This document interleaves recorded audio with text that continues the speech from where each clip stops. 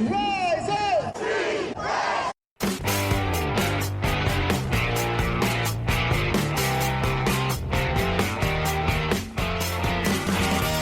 This is the Rise Up See Red podcast, all about the Arizona Cardinals and the NFL, featuring insider and outsider perspectives. Enjoy the best hour of Cardinals talk on the web. Now here are your hosts, Jess Root and Seth Cox.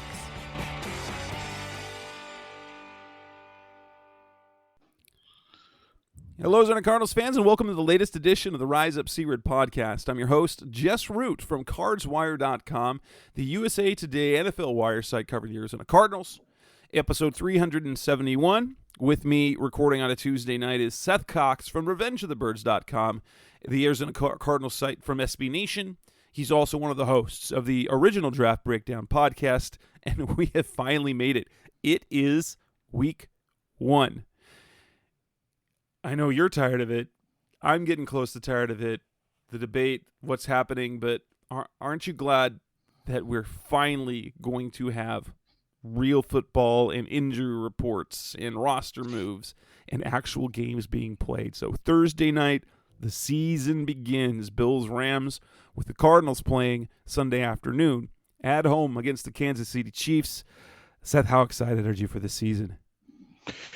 Yeah, I mean, it's just going to be so nice to not have to deal with all the speculation, and we can, the people that think that this team is destined to fail, now we can find out if that's true or if people are just, doom and gloom because maybe they're not a Super Bowl team.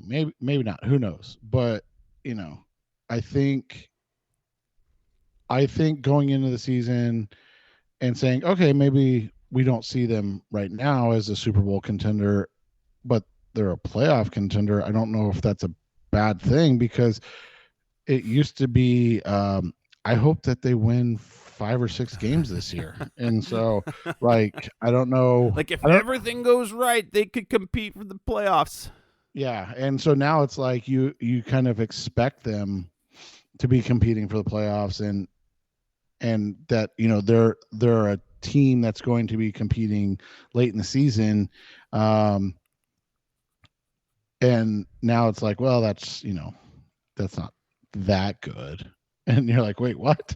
So, I mean, we'll see. I mean, you and I, we'll talk about tonight. We're a little, I don't want to say higher as in again, I don't think you or I think that they are going into the season Super Bowl contenders. Things change during the season as players improve and not improve or get injured or different things. However, we do think that they're spoiler, we do think that they're a team that's going to compete deep into the season for a playoff.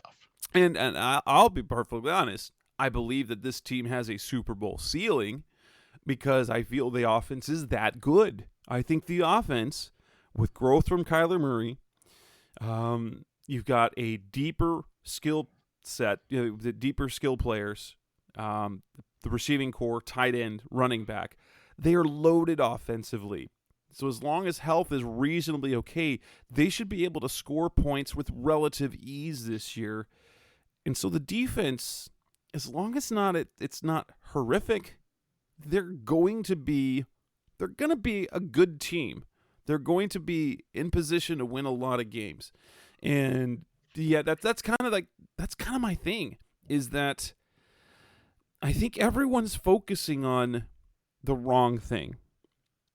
And maybe Cardinals fans don't know how to enjoy having a good thing. Having a franchise quarterback who can win games. Well, and as you said, it puts you in a position every week to compete, yeah. And that's a unique thing. Yeah, it is. And the roster's not perfect, but there's, find me a perfect NFL roster. Even the champion Rams. They've got a quarterback with question mark about his arm health. They're replacing players on the offensive line. They lost players in their secondary. They do have a star at every level of their defense, but one of the stars is aging.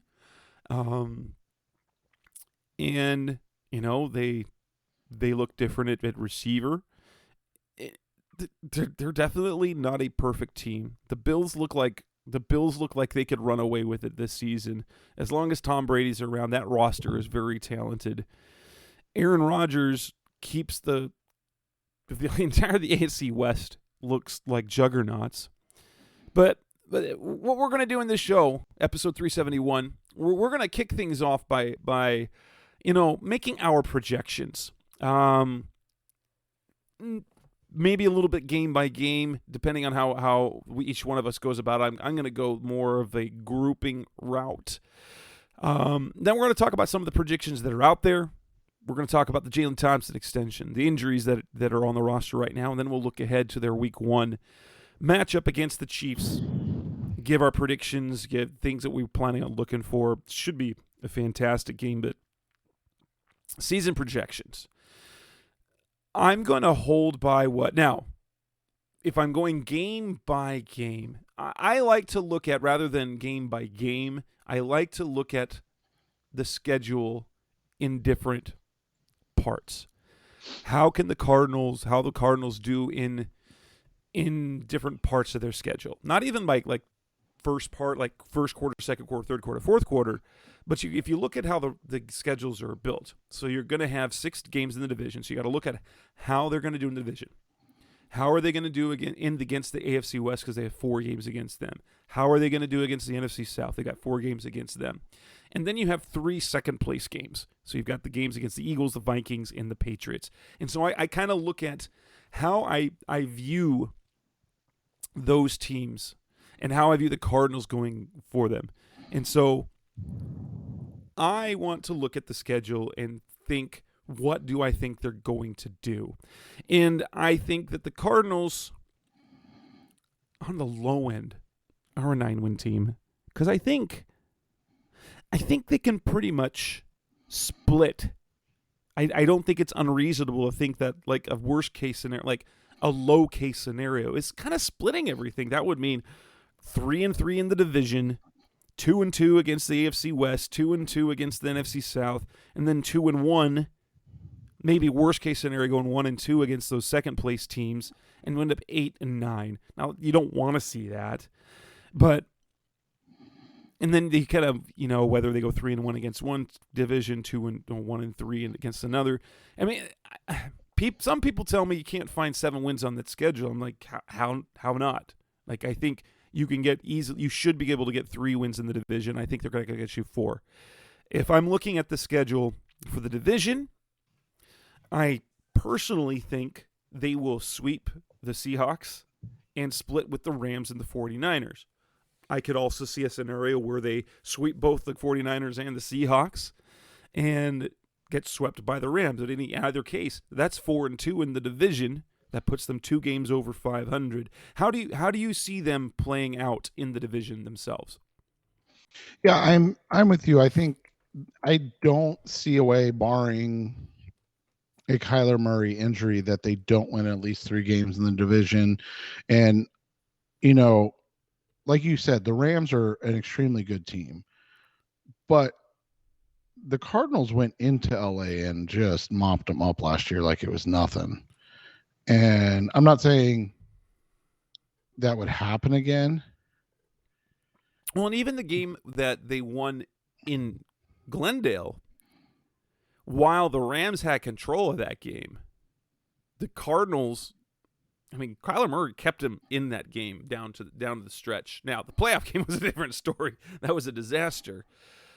But the Cardinals blew the doors off the Rams in LA and kept with them in that second game. Yeah, and so that's the thing, is like, I'm not going to say that they're going to beat the Rams. Like, I'm not, but like just writing it off of, oh well, they're not going to beat the Rams at all. Like, that's a silly thing to me, and not something I agree with in any way, shape, or form. When you look at it and you kind of go through the division itself, I think you look at it and you see that there are there are at least 3 wins, and I'm with you. I think that they win 4 games in the division, and quite frankly, with how bad Seattle is likely to be, and then the question marks that the 49ers have, and then like you said, like obviously you can say this for any team, oh, if Matthew Stafford's hurt, well, then the Rams are a different team. Yeah, you can say that for any team, including the Cardinals, right? But Matthew Stafford is dealing with an arm like similar to what Carson Palmer had, I believe, in what was it, 14? Something where it was like kind that. of when it was like a dead arm situation. And obviously Palmer came out, they started out 9-0. It was no big deal. Oh wait, he did miss 2 games, right? He did. So he missed the Giants game, and he missed the Broncos game that they ended up losing. Yeah, and so because Logan Thomas had to play, and so yes, that's the whole thing is like, I not going to say that they're going to beat the Rams, but if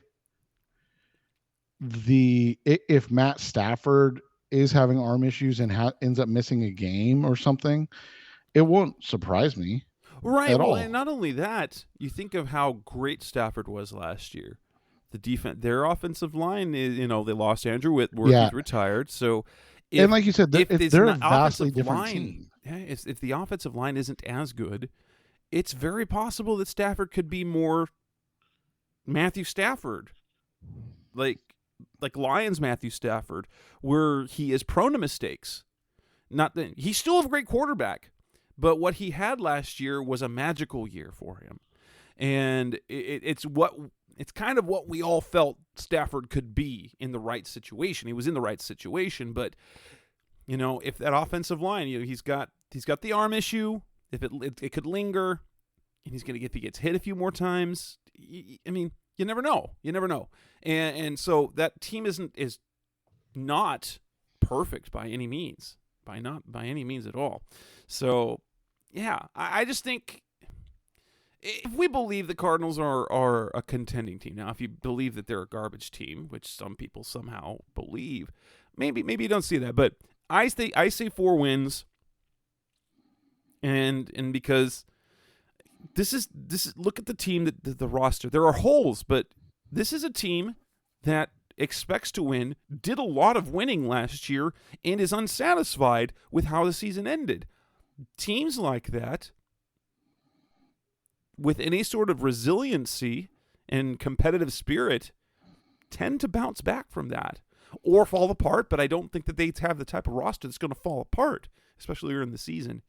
I think the adversity that they're facing early on actually might help them later in the year, especially if they show that they can overcome some of that early, injuries, DeAndre Hopkins suspension. Let's at the AFC West. That's their since they have the first 2 games of the season against them. That is a very, very, very, very tough division. I think it's completely reasonable to think they can get 2 wins out of that. I think, while my initial when I wrote the preview for USA Today Sports Weekly, and I had the Cardinals eking out a win over the Chiefs in Week 1. That was also before we knew that, Marcus Golden and Zach Ertz are going to be game day decisions to play, which changes things. But I still think the Raiders, especially early in the season, are beatable. I think the Chiefs are beatable. I think the Raiders are beatable. Then you get the Chargers at home, and then you get the Broncos on the road. I think it's not unreasonable to believe that they will split those 4 games. And I think they go 2-2 in those games, whether that's picking up a win over the Raiders next week, and then one of their 2 home games, and then maybe even, getting beat by a very talented Broncos team in December on the road. But I think I can wrap my head around 2 wins in the AFC West. Yeah, I mean, here's the thing. It's tough to break down the AFC West in general. when you look at that division, you kind of hit on it. You've got a really unknown situation in Denver. We know that Russ was good at times last year, but he's 33 now. He'll be 34 this year. And I'm not saying he's going to go downhill or anything, but like this is the age where quarterbacks start, if they fall off, it happens now. And then it's pretty, quick.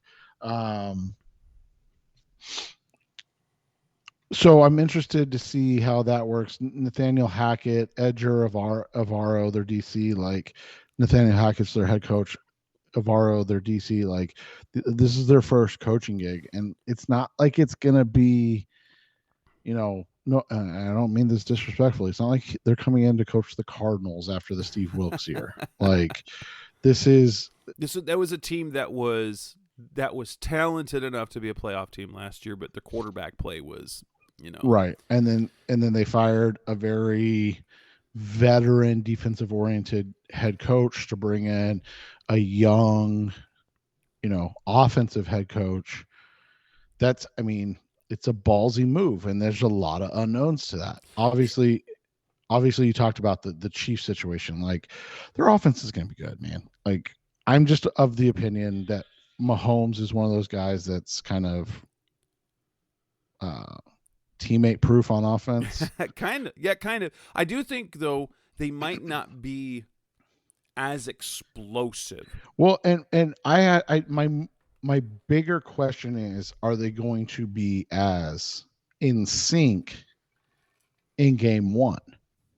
Exactly. Because they have Valdez-Scantling and Juju Smith-Schuster that they're obviously, I'm not like super worried about, or I am worried about in the sense of we're not, it sucks that we have to play them, but Kelsey and Mahomes are going to do their thing. Like it is what it is. Hopefully that's why Isaiah Simmons is, going to blossom into a star this year. But, is Smith-Schuster and Valdez-Scantling, are they going to be on the same page immediately with Mahomes?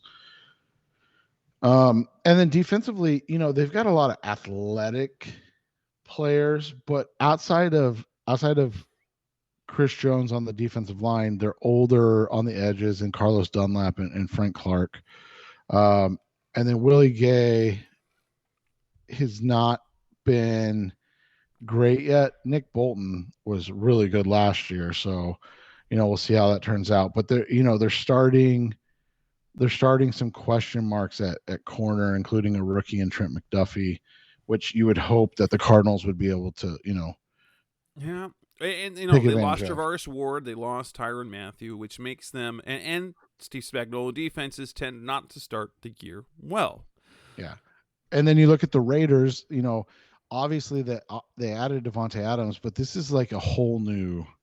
You have a new offensive system, you got a new defensive system, and they're catching them early, which is good. Yes, that's been my thing with them, is that they're not going to be their finished product yet.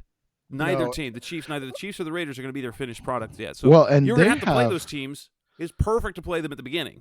Yeah, and outside of Colton Miller, they have a ton of question marks on the offensive line. Like a ton of question marks. They have two great receivers and a great tight end in Devontae Adams, Hunter Renfrow, and then Darren Waller. But like they have a ton of question marks along the offensive line. So, and then their defense, I know people are super concerned about Chandler Jones coming back, but their cornerback situation might be worse off than the Cardinals, and their linebacker situation leaves a lot to be desired. And then there's stuff up the middle, like Crosby and Jones are great on the edge, but after that, I have more questions than answers. And then, here's the thing. Everybody loves the Chargers. Everybody's falling in love with the Chargers. You and I both think that they're going to be a good team, but throughout the Chargers' history, they're the team that always it comes just a little short. Yeah, they're the team that always. Yeah, exactly. I think that's the best way to put it. they fail to meet the expectations. Last year they were 9-8. They were 5th in points for, but 29th in points against. And I know that they made some, additions, but Khalil Mack and J.C. Jackson. Yeah, Khalil Mack is older now. But pairing with Nick Bosa, I mean Joey Bosa, that's something. Yeah. Oh yeah. He's and that's the thing is like Khalil Mack's still great, but they've had injury concerns with basically everybody on their defense. So we'll see how that kind of works out. And that's the thing. So like, I'm not going to say that again, I'm not like, oh, the Cardinals are definitely going to beat the Chargers, but like you look at it and you're not like, oh yeah, that's a definite loss for the Cardinals. And that's how I kind of look at all of these games. Like you said, is, the Cardinals, Chiefs, the Cardinals at the Raiders, the Cardinals, hosting the Chargers, and then going to Denver late. Like you said, 2 wins makes a lot of sense. And if you give them 4 in the division, that puts them at 6. Correct. And now all of a sudden, they just need to win a game to get to that 7 mark that people are like, oh, they'll be lucky if they win 7 games. And then they play the NFC South. And in the NFC South, what we know is that there's one team that really is it, or is it. There's one sure team, and that's the Bucs. And as long as Tom Brady's healthy, and let's be honest, there's some concern about that offensive line now entering this year. But then you've got 3 large question marks. You've got a Saints team, very, very good on defense, but you got Jameis Winston at quarterback. You've got a Panthers team that is a little bit better now with Baker Mayfield, but let's be honest, that's not a team that people expect to do much. And many believe that the Falcons are going to be one of the worst teams in the league. I think they're going to be a little bit better than that because I think Marcus Mariota, if he's healthy, will actually keep that team fairly steady. Well, here's my thing with Atlanta. And you broke down everything else really well. Here's my thing with Atlanta. You play them week 17, so the second to last game, January 1st. I feel like they're either going to have flopped or folded up the season, as you said, if expectations of them being that bad, or they're going to be at the point where they're trying, like they're still in it. Maybe they're sitting at 7 and 9 or 8-8, and they gotta, or I guess it would be like 7 and 8. That's 7. Right, yeah, they're 7 and 8, or 8 and 7, and they're real close. And so I think that's my question about that game, is because they do catch them so late in the season that you could get a team that's just folded up shop. They're starting Desmond Ridder, just to see what they have in him and kind of get through, just to get to one more game. Or, like you said, Mariota's influence has steadied them, and that puts them, in a position to be, I don't want to say successful, but be competitive.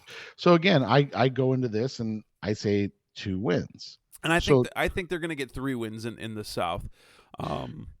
And spoiler alert, Jess and I don't agree on the Cardinals' record at the end of the season, but we are very close. Yeah, I see them getting 3 wins, whether that is, and honestly, I think when the schedule came out back in May and we did our game by game predictions, I think I actually had the Cardinals going 3-1 in the AFC West and 2-2 in the NFC South, because I had them losing that game in Atlanta. That's one of those, road games that the Cardinals every year seem to have a road game stinker where they lose to a team they shouldn't, and that could be that team. That said, I think they're going to go 3-1 in that division, whether it is beating the Saints or losing to the Bucs, or heck, they lose to the Panthers again and then beat everyone else, but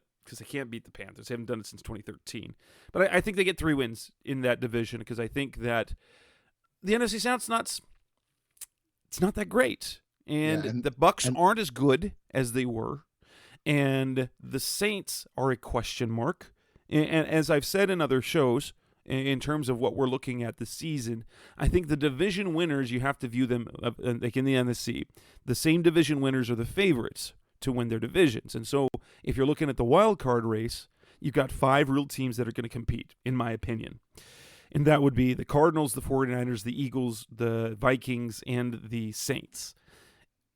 And I think the Cardinals have the best. So the Cardinals have the best quarterback situation of those 5 teams, and they were the better team last year. And so, we look at teams like the Saints. Do you now with an elite defense? Do you trust Jameis Winston to be healthy for the whole season and to play mistake free? That's what we're going to see.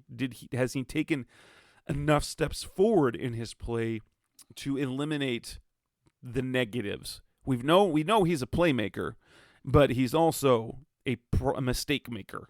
Can he trim those mistakes down? That said, I have them winning 3 games in the NFC South, which gets them to 9 wins, in my opinion.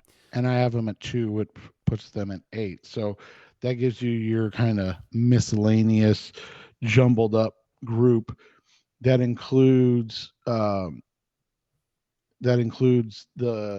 Eagles at home, Vikings, and the Vikings on the road, and the Patriots at home. And again, I look at those games. I'm not going to say that Vikings game, I'm just going, oh, it's on the road, I'm taking the Vikings. But I think the Cardinals match up really well with the Eagles. And I think that the Cardinals match up really well with the Patriots.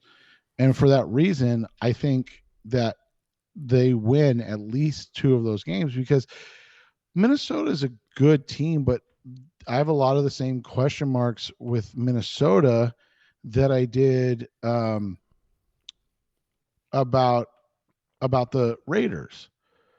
Or no, sorry, not the Raiders, the Broncos. That brand new head coach and new philosophy. And they still have Kirk Cousins as their quarterback, who's a good, but is he good? Kind of quarterback. And the defensive situation is interesting to me. So Kevin O'Connell is another one of the hot shot guys, right? You look at Ed O'Donnell or Ed Donatel, sorry, Ed Donatel, O'Donnell, sorry. He's really underachieved as a DC outside of last year in Denver. You look at it, he was 25th in 2020. And then the last time he was a DC before that, he was in Atlanta from 04 to 06. So, I mean, I'm not going to say, he was with the Bears as a secondary coach for 4 or 5 years. Like, I have a lot of questions about that team. That this was an interesting, ballsy move by Ziggy Wilf to go to Kevin O'Connell, who I think he's like close to the same age as Kirk Cousins. And I know that doesn't matter. We've seen Sean McVay's Matthew Stafford, Yeah, and we've seen Aaron Rodgers and Matt LaFleur. Thank you. But yeah, like they're literally like Cousins just turned 34 and O'Connell just turned 37. So like, it's just, I don't know, man. Like we'll see how this works out, but like that's why when people are just like kind of chalking that up as a loss, and I get it. I do understand that people like drastic changes and think that it instantly makes everything better. And I'm not gonna. I mean, you and I aren't on the inside and don't follow the Viking situation like we do the Cardinals. But the reality is like they they were in a position under Mike Zimmer where they were competing for the playoffs literally every season. And the last time they made a move like this where they fired a coach that they kind of competed with most of the time, it you saw them in flux a lot. um Obviously that was a long time ago, and we're in different situations, but I just don't, the grass is always greener thing just doesn't make sense to me. And maybe that's because I'm a Cardinals fan, and it's like I'm like, oh yeah, just fire your coach, that'll fix everything, because it doesn't ever work here. It doesn't. But like I'm just not ready to be like, oh yeah, they're definitely going to beat the Cardinals, because now they have Kevin O'Connell as their head coach. And you look at some of the, I mean, you look at what they have. I like a lot of the stuff that they have, but I'm not. I mean, they're starting Jordan Hicks, they're starting Patrick Peterson. Like it's not like they're just starting. That's true. Those are defensive players the Cardinals moved on from. And so we'll see where if they were right or not. But I just kind of look at it, and so long-winded rant short, I see another 2 wins, and that gets them to 10. So ultimately, the both of us view that this is a team that will win double-digit games and will make the playoffs, and that's sort of my mindset for this season. And I think their floor is 7 or 8 wins, and that's floor, barring Kyler Murray. But like if Kyler Murray is healthy, relatively healthy for the whole year, and even if they suffer big injuries elsewhere, I still think this is a 7-win team floor with a ceiling of about 13 wins. I think this is a Super Bowl ceiling team that will compete in the playoffs. I'm not going to predict if they're going to win one in the postseason, but I think they will be better prepared for the postseason than they were a season ago. Yeah, and I think that they're looking at the faults of the previous seasons and trying to address them in that way. And that's why I would look at it. Everybody knows kind of my thing of like, barring obviously catastrophic injuries. If I say a team's going to win 10 games, I think that there's this two plus minus 2 situation where you're looking at an 8 to 12 win team. So I usually kind of dive right in the middle there and say 10, because there are a lot of fluky things that happen in the NFL. I think that's the other thing you have to look at. I mean, we talked about it earlier. The Cardinals just going into Tennessee and LA and just jack stomping both teams. Nobody saw that coming. Right. And so to just like be like, oh, this team is, a 7-win teem. And, we'll get to it later. The fact it was a 7-win team in 7 games. Yeah. And remember the team they beat in the first game was coming off an AFC Championship game loss, a close one, a nail biter, and then they had added, the pieces that were going to get them over the hump. So it's always, like I said, it's always easier. And I think a lot of it comes down to Cardinals fans and Arizona sports fans in general are understandably broken after the Phoenix Suns situation the last 2 years, where they're like, and you can throw in the Cardinals, faltering down the stretch in the regular season. They're like, all right, I'm not getting my hopes up. Prove it to me. Like, until you actually prove it on the floor or the court, I don't believe you. Coming up next on the Rise Up Sea Red podcast, the Best Cardinals talk on the web. Let's move on and let's talk about some of the predictions that are out there. Why we think that they're on target or not, or what we think about them in general. It's coming next on Rise Up Sea Red. We're back on the Rise Up C-Red podcast, the best our Cardinals talk on the web. We've given our predictions for this season. Both of us see double-digit wins and a playoff appearance, probably not winning the division. But there are some predictions out there. Some are less predictions as it is likely outcomes. Kyle Odegaard, formerly of azcardinals.com, now working for Compare.bet. He does NFL analysis. He broke down the Cardinals season and sees them going 7-10. CBS Sports, I believe, has them at 6 wins. But in an interesting thing that I found, ESPN's FPI, their Football Power Index, it's not a prediction, but has the Cardinals being more likely to win than lose, so greater than 50% odds of winning a game in 13 of their 17 games. And so if you're looking at the odds or likelihood that ESPN's Football Power Index kind of views them as a potential 13-win team. The teams or the analysts that see the Cardinals losing double-digit games, we'll put it this way, losing double-digit games, are they looking too much at last year's team as opposed to looking at their roster right now? Or where are they getting it wrong, in your opinion? I think it's just like what I just said. It's the prove me situation. You got to remember, we were guilty of it too. A lot of people bought in that this was not just a good team, but a Super Bowl contending team.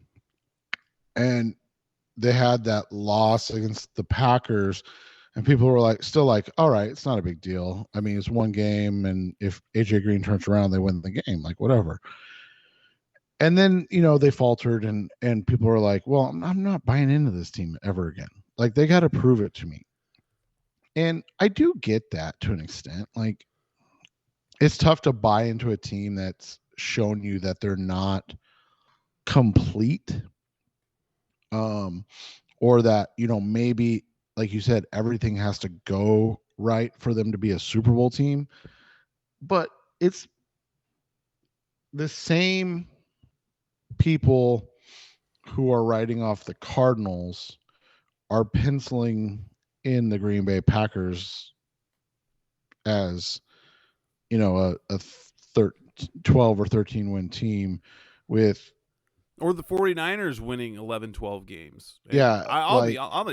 That is the one thing that puzzles me more than anything else. Especially, I get partially on the betting odds because the Niners have traditionally been a national team. So they will always have inflated odds. But let's not forget the 8-31 record, or so 8-28, I think is the record. 8-28 record that Kyle Shanahan has when anyone other than Jimmy Garoppolo is starting at quarterback.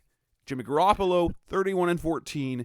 Anybody else 8-28. I'm not saying Trey Lance is going to be, but Kyle Shanahan has not proven that he can have a winning team other than with Garoppolo.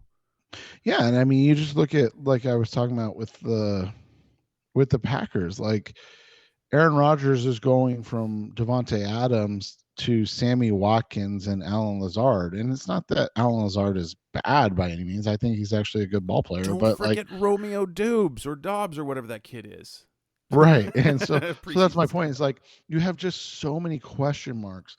Their entire interior O-line is a question mark. David Bakhtiari is one of the best left tackles in the NFL and has struggled with injuries the last couple of years. And then you go to the defense, they cut loose Zadarius Smith. They brought in Jerron Reed to replace one of their guys from last year. Name's escaping me. They just paid Devondre Campbell just an absurd amount of money. So, I mean, you look at it, there are questions, but because, like you said, there's this national kind of love for Kyle Shanahan, rightfully so. I mean, he's been a good coach. Don't get me wrong. They get a pass even though it hasn't been, I would say, great reports out of San Francisco with Trey Lance thus far. Yeah, I mean, yeah, and the fact that they didn't end up trading Garoppolo is I don't know there's going what to to be make question of it. marks the whole season. That's going to be I odd. mean, and so that's what you look at is there's just, every team has questions, but it seems like if you had a preconceived notion, and I think this is a lot of the situation, is that one, nobody expected Cliff Kingsbury to succeed here, and he's unequivocally has succeeded. So that's such a big deal. I mean, I literally just saw something like a hot take, like NFL, like 32 hot takes on the NFL season, one for each team. And one of the takes was that the Cardinals fire Cliff Kingsbury at the end of the year. I'm like, bro, they literally just signed him to a 5-year contract extension. Like, even if they went 1-16, they're not firing him to hire a new head coach, because Bidwill is not the guy that's going to fire a head coach he just extended for 5 years. Yeah, absolutely. And an interesting thing, my brother was having this conversation with me, and he was saying how he's still not sure about Cliff Kingsbury as a head coach. And I'm like, how can you not be? Like you said, great offensive. Like, no, Cliff Kingsbury has more than proven his mettle when it comes to head coaching. The adjustment that he's made offensively over the last 3 seasons, how he manages his players, what the players say about him, the improvement in wins each year. In terms of Kingsbury as a head coach, he's more than proven that he is a capable head coach in the NFL. And even though perhaps he didn't, quote unquote, deserve the job he got here, he's proven that he does deserve to be in the NFL.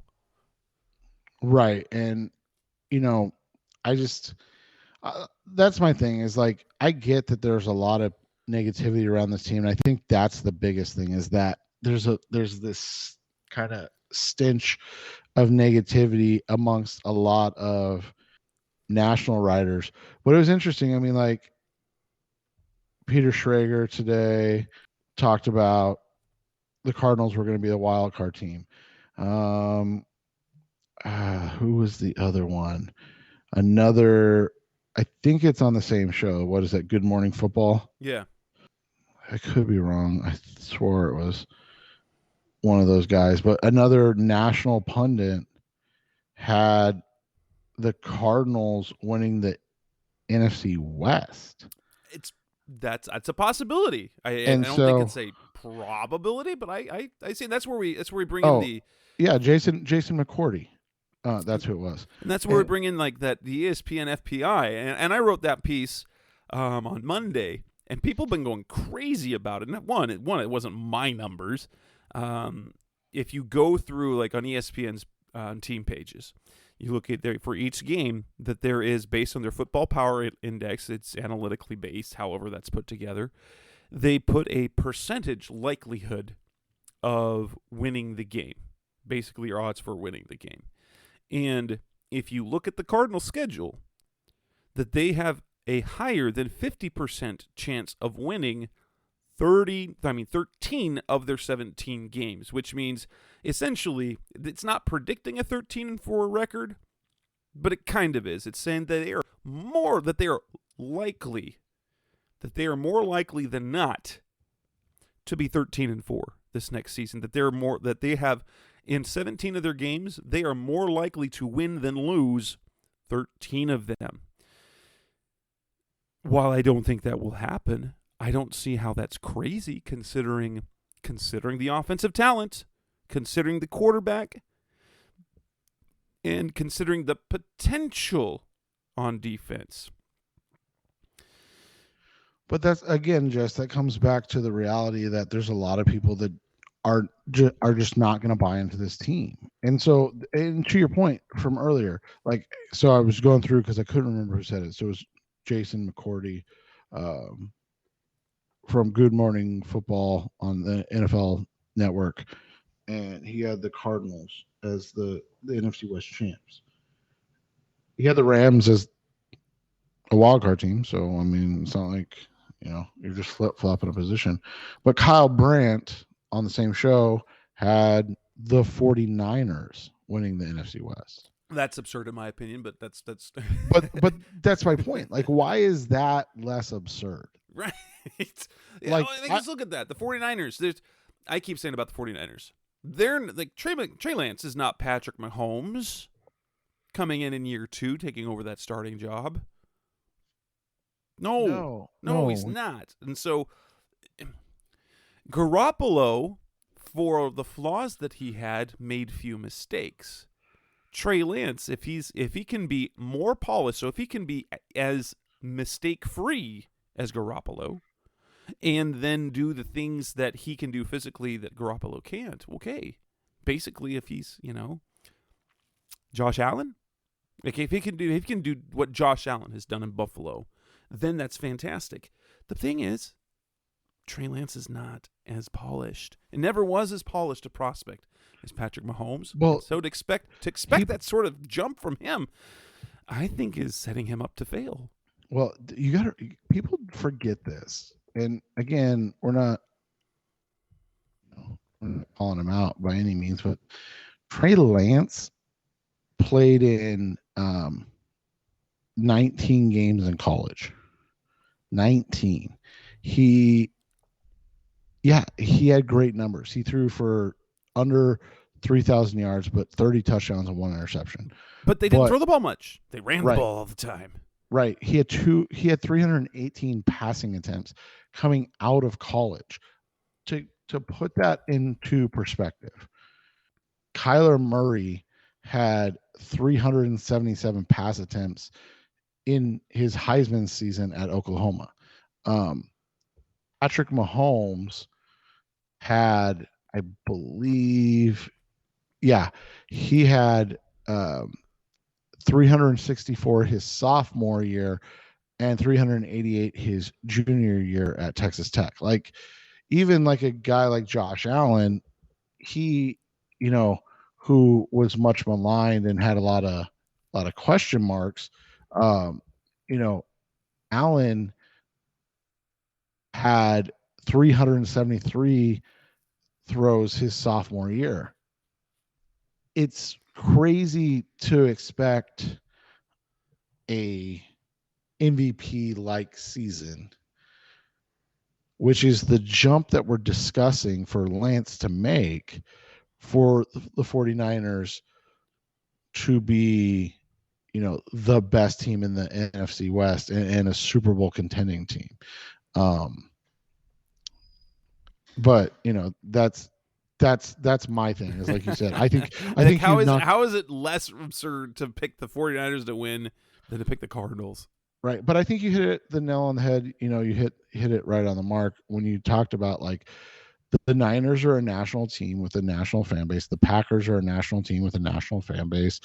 The Cardinals, from a fan base perspective, they have a very small following outside of Arizona. They're very close to, like you said before, like the Falcons, like basically the NFC South.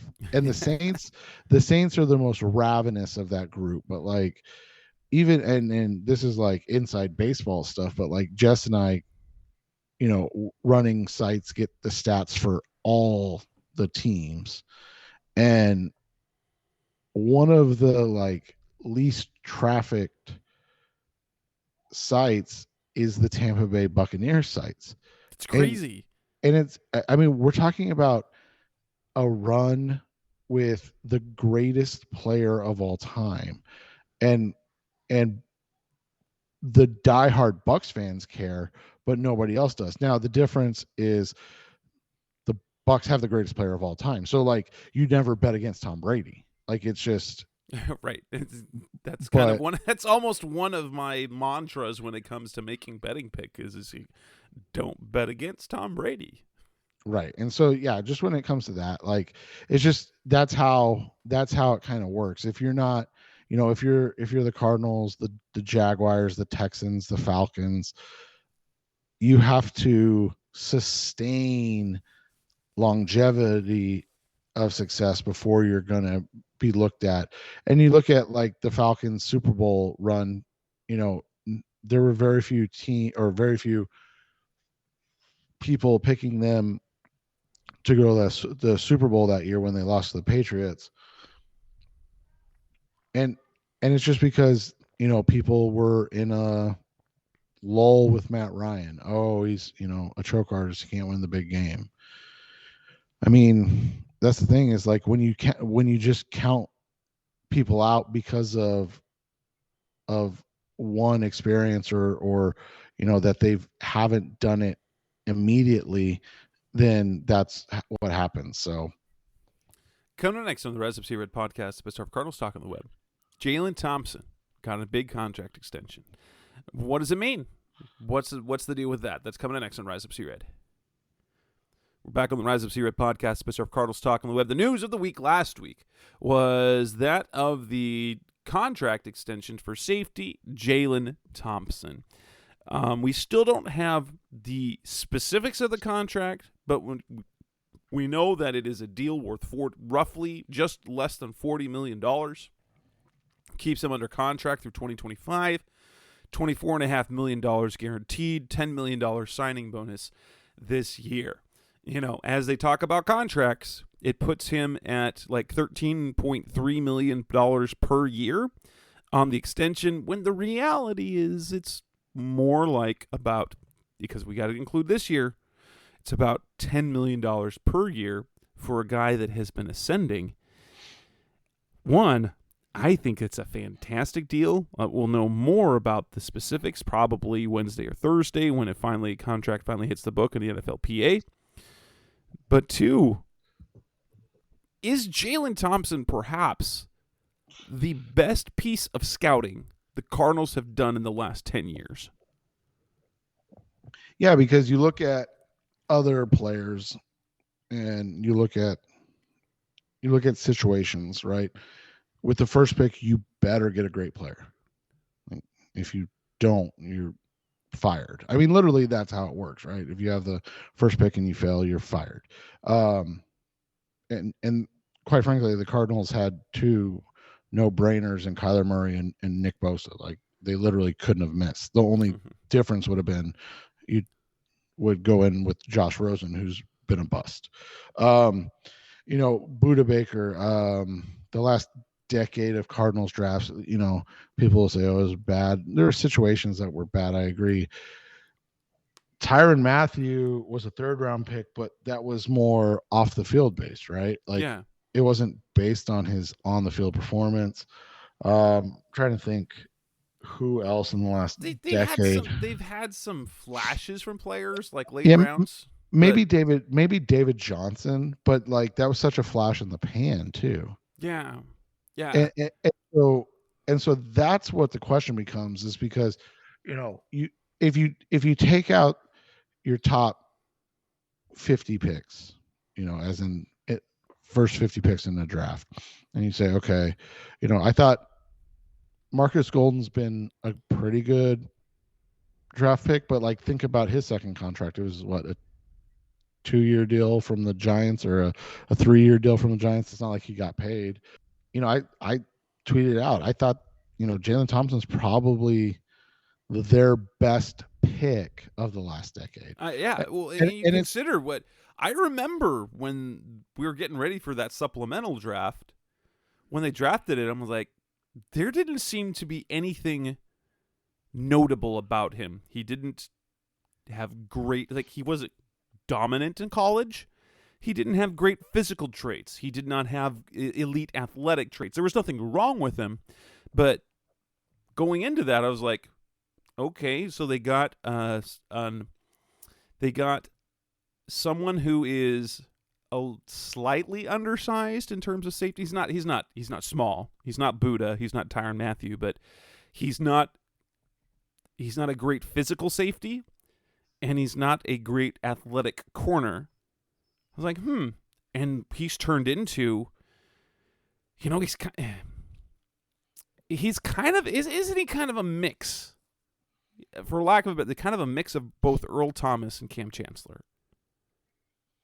Yeah, the way he plays, obviously he hasn't reached that level, but like his style of play, yes. He's able to do things on the back end, and then he's able to play up top and down in the box and things of that nature. When you watch him play, you see a guy that is always in the right position and does a great job of putting himself in a position to continually be successful. And a lot of that is strictly because of prep.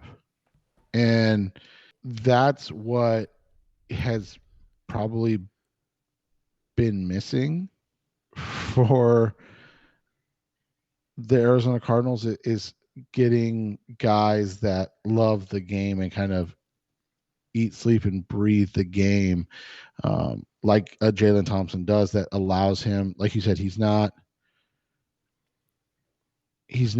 a great athlete. Like, he's not a unique athletic freak. Take like Isaiah Simmons, for example. Right, who's a freak of nature, like legit freak of nature from an athleticism standpoint. So yeah, like that's the whole thing, is you've got a guy that has done everything right and done everything you've asked him to do, and just continues to ascend. Like, one, he in terms of having the safety, like philosophically, he erases mistakes, and rather than giving up 70-yard plays, he limits them to 15, because he's a great tackler.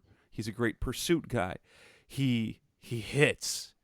He's a great tackler, and also last year he showed he could make plays on the ball. He arguably should have been a Pro Bowler last year. It's hard to do when you have a Pro Bowl teammate, and it's hard when you're pretty unheralded. The contract will put him on the map, and it's kind of the same thing that happened with Buddha. Buddha got the contract. It put him on the map. He got the Pro Bowls and the recognition. And so... Or even DJ, yeah. Yeah. And now... what's kind of nice is that you got him under contract a year past Buddha, and there were, if we listen back to some audio, let's go back a year, 2 years. Vance Joseph said something that he's not as good. He's not on the same level as Buddha yet. They saw potential greatness in Jalen Thompson after that first year. The way they were that excited about him, and now they're paying him like a top safety, but they're not. The thing is, they're not paying him too much, considering, and it looks like this is a very doable deal to have both Buddha and JT covering the back end without a problem the next few years. And then think about it, they have Byron Murphy that they're hoping takes that step.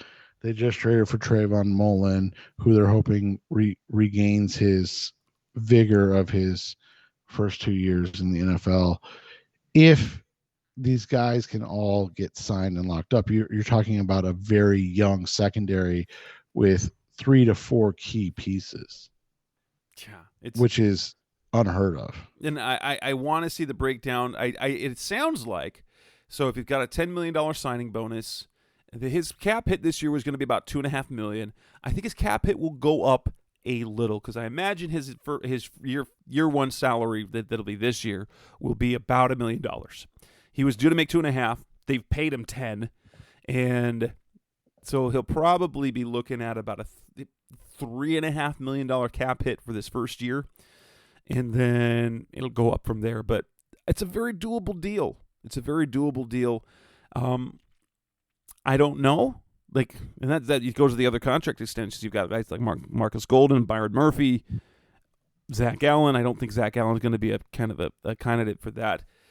Can we hope to see something like this for Marcus Golden or Byron Murphy in the days to come?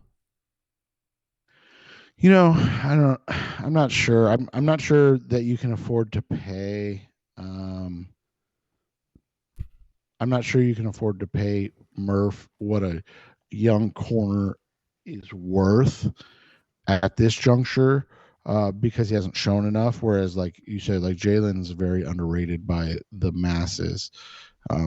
Playing a position of safety where he doesn't get a lot of run because of his teammate, and then like we talked about earlier, he plays on the Cardinals.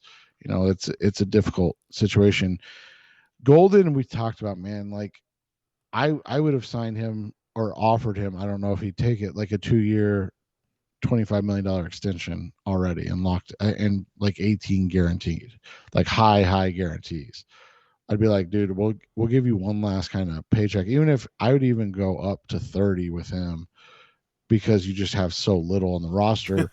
but now you're putting it in a weird position because, like, if you get something or you see something in Myjai Sanders and Cam Thomas, maybe you save yourself. But I wouldn't have risked it at that point. Right. Coming up next on the Rise Up See Red podcast, Mr. Cardinals Talk on the Web. Let's move on and talk about some of the injuries. And before we go talk about the preview. So, got some injury issues in week 1 already. That's coming up next on Rise Up See Red. We're back on the Rise Up See Red podcast, Mr. Cardinals Talk on the Web.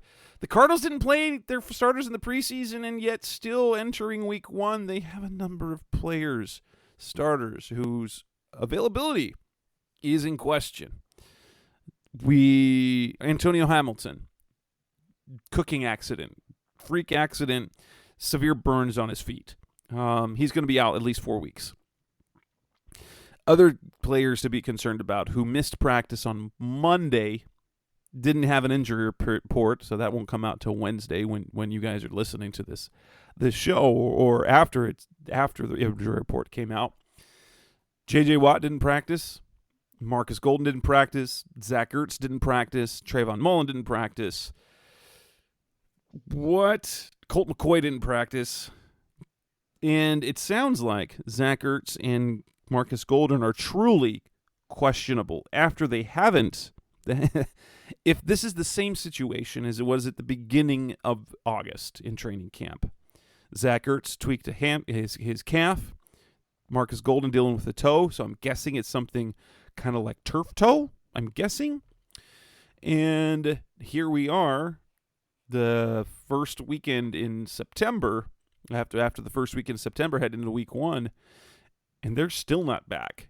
For me, those are the two most concerning injuries because, well, you're already down DeAndre Hopkins. The fact that you had Zach Ertz was going to be a big reason why you can weather that. In addition to the receivers, but you've got those receivers plus Zach Ertz. And then on defensive side of the ball, if your only proven pass rusher is Marcus Golden, and he's questionable to play, that is less than ideal when you go against Patrick Mahomes. Yeah, and Mullen's a concern just because it came out of nowhere, and that's always concerning. Golden's a concern because, as we just discussed, they don't have anybody else right now. So you're like, okay. So the Colt McCoy situation, I'm not worried about unless it extends to he's needed, right? Of course. So, yeah, we might be looking at a scenario where Trace McSorley is the backup quarterback on Sunday, which, as long as he's not needed, that's no big deal at all. Right. And then, obviously, the Watt situation is always huge. I'm not worried about because he had COVID, and I think they're just doing a natural ramp up. And Monday being the last bonus practice, that he should be ready to go by the end of the week.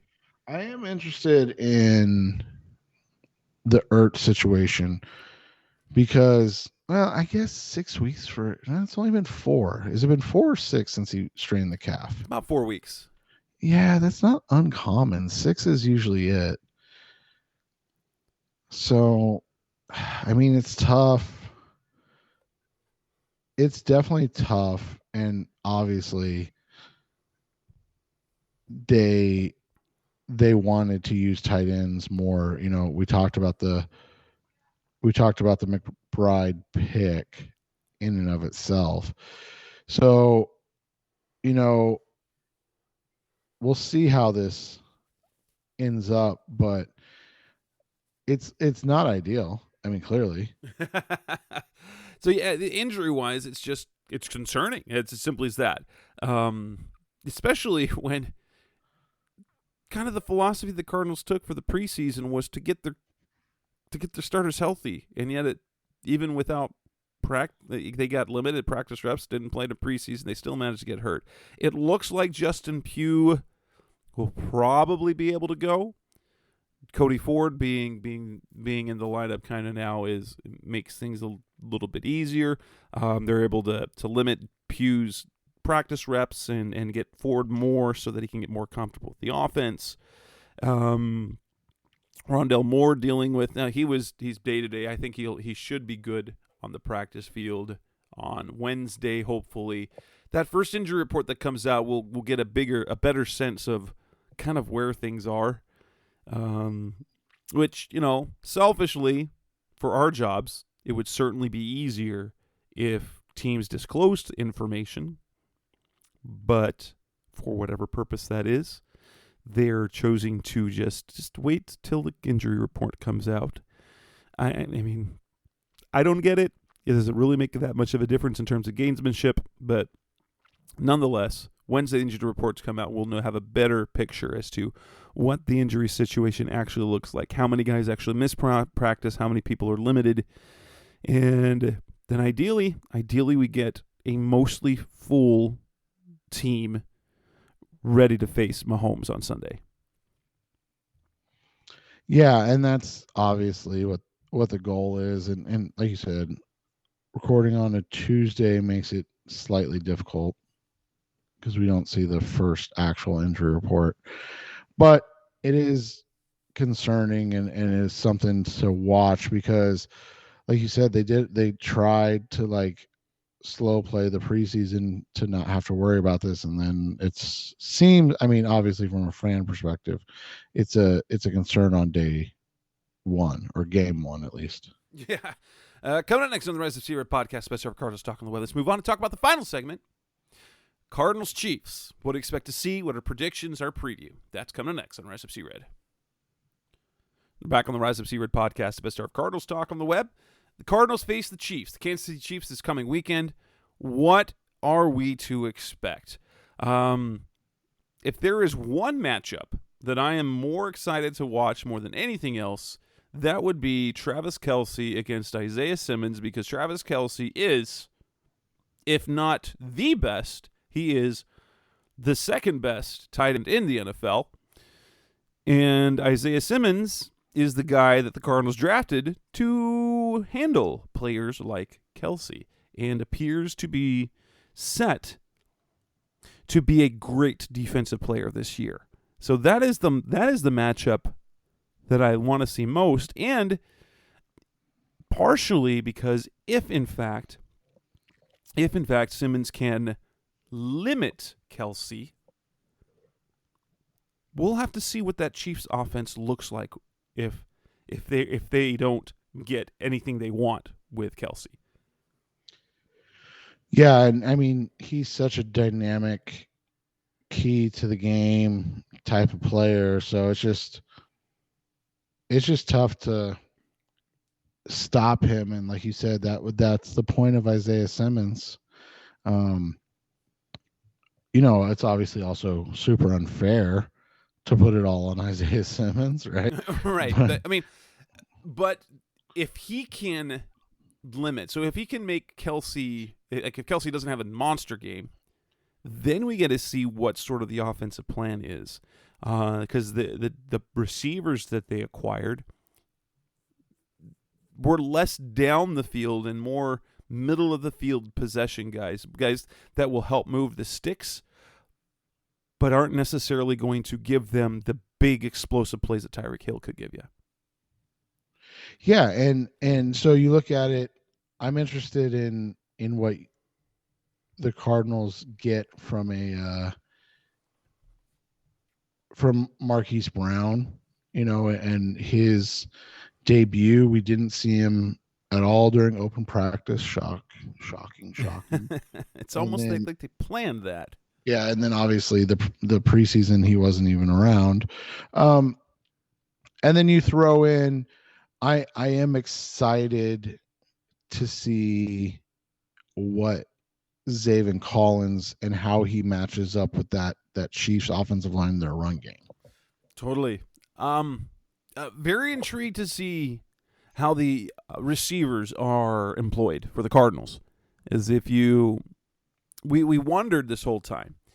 And the depth chart, if this is going to be of any sort of revelation, any sort of clue, is they actually have Rondell Moore listed as the DeAndre Hopkins X receiver, and they have Marquise Brown Hollywood listed as their number one slot guy.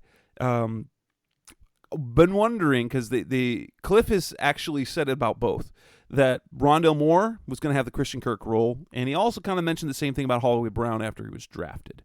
And so maybe we're going to see both playing inside and out.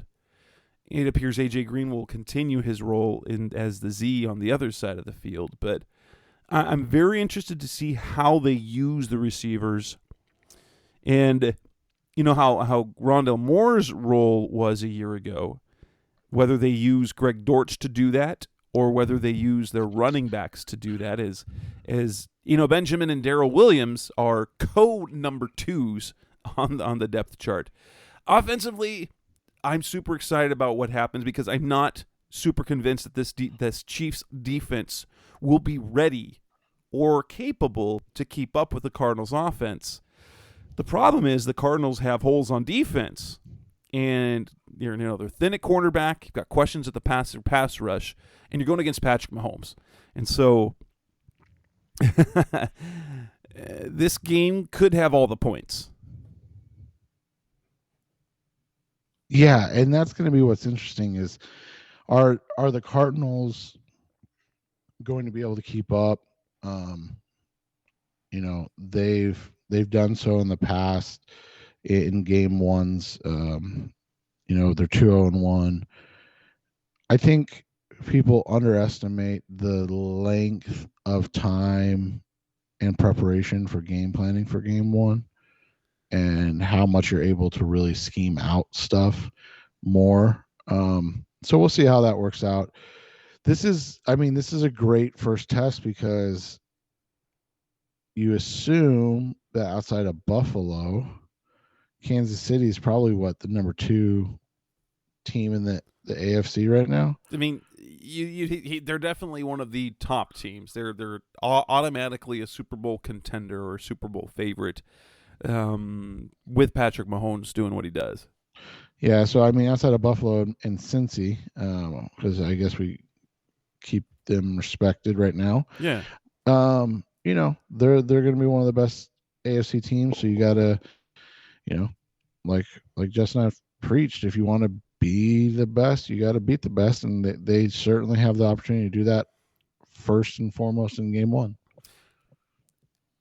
How much do you think the Cardinals will have to surprise Mahomes? Like, how much new do we think we're going to see from the defense and offense, honestly? The biggest thing is I don't know what you're able to do that surprises Mahomes.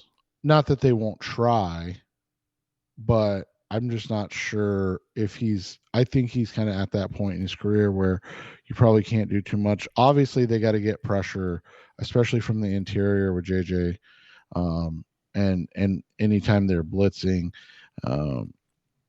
so he doesn't have time. And it'll be interesting, as you said earlier, to see what they look like without the potential explosive big play of Tyreek Hill. That's my biggest question is this offense still going to be as great? It's just going to be great in a less explosive, big play, 75-yard, 80-yard passes, or is it going to be philosophically different until they're able and confident in the new kind of passing game with guys that, obviously Mecole Hardman's very fast, but he has not shown to be dynamic like Tyreek Hill. Whereas, these other guys, and you look at them, you're not worried at this point. Juju Smith-Schuster's a really, really solid possession kind of big slot receiver. Sammy Watkins has 4 good games a year. Well, let's hope one of them's not against the Cardinals, right? Right, absolutely. Then you got special teams. How confident are you in the kicking game entry with Matt Prater? I obviously the preseason leaves you with questions, but I think for me, from what we saw last season, when it came to having his battery of guys, Matt Prater could be completely relied upon. In fact, that you feel like it's almost automatic. Yeah, and I'm not. I mean, you always go into the regular season with a little concern, just because. And again, we talked about Russ Wilson's age. Like Prater is what, 38, 39-ish? Yeah, I think he's 38 this year. Yeah, and so like same thing with kickers. Like they do hit a wall, and when they hit the wall, it goes down fast. But it wasn't for lack of leg strength that Prater was struggling the preseason. Just seemed like he hadn't taken enough swings. It's like kicking's kind of like golf. You got to hit the ball consistently and purely to be able to. And apparently he's got a process that he goes through. Right. So who knows? Prediction time. My prediction is, and it changes without Ertz and Golden, but when I wrote for Sports Weekly for USA Today, that comes out in print on Wednesday. You can find it, convenience stores, grocery stores, I think. But I had the Cardinals eking out a win. I see this as a shootout, and with the Cardinals getting a last-second field goal to win 37-35, I am less confident in that if we're missing Golden and or Ertz, because they're two of the most important players on either side of the ball. If they don't play, I think it's a 35-27 Chiefs win, but it's closer than that. They pull away at the end to make it, the good old backdoor cover in terms of that sense.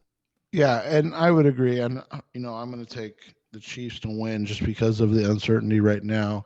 34-30. So I think they win. I think it's going to be a close game. If everybody for the Cardinals that can be healthy is healthy, I do think the Cardinals will win this game. All right. And with that, we will wrap up this edition of the Rise Up Sea Red podcast, Mr. Cardinals Talk on the web. We're now at the schedule where we'll be back weekly talking about the game that happened and looking forward to the game that's coming up. So we move into our regular season format. So we'll be back again next week. That's Seth Cox. I'm Jess Root. This is the Rise Up Sea Red podcast. Thank you for listening. We'll be back again next week. Thanks for listening to the latest edition of the Rise Up Sea Red podcast. Listen to previous episodes and subscribe to the show on Apple Podcasts, Stitcher Radio, Audioboom, or many other podcast platforms so shows are delivered directly to your mobile device. Please give the show a 5-star rating and always support the sponsors who support the show. We'll be back soon for the best hour of Cardinals talk on the web. Rise up, Red Sea, be Red Sea Red, and of course, Rise Up Sea Red.